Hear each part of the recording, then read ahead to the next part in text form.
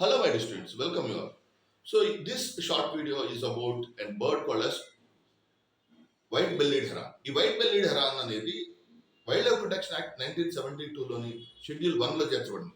So దీనిలో ఉన్నటువంటి main problem ఏంటంటే the number of species are restricted only to 66 to 9. కానీ what is the problem? Okay, యాక్చువల్గా మిగతా జీవులకి దీనికి ప్రధానమైన సమస్య ఏంటంటే ఎక్కడో అప్పర్ స్ట్రెచెస్ ఆఫ్ ద రివర్లో ఎక్కడైనా డ్యామ్ కానీ లేదా దాని రిజర్వాయర్ కానీ కన్స్ట్రక్షన్ వల్ల సో లోయర్ స్ట్రెచెస్ లో ఈ బర్డ్ యొక్క పాపులేషన్ లేదా బర్డ్ యొక్క మూవ్మెంట్ తగ్గిపోతుంది. So this is the ఎల్యూజివ్ bird means చాలా అత్యంత అరుదుగా కనిపించే పక్షి. అయితే వీటి హ్యాబిటాట్ లాస్ వల్ల మాత్రమే కాదు, యాక్చువల్గా ఈ అరుదైనటువంటి పక్షులను సంరక్షించడం కోసం కేంద్ర ప్రభుత్వం wildlife protection act schedule 1లో 1972 యొక్క wildlife protection act schedule 1లో దీన్ని చేర్చడం జరిగింది. And second important thing is these are the location that we can see this particular bird.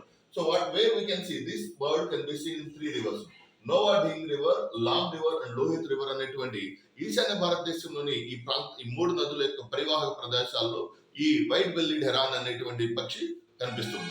I hope you understand this concept. Thank you very much. All the very best.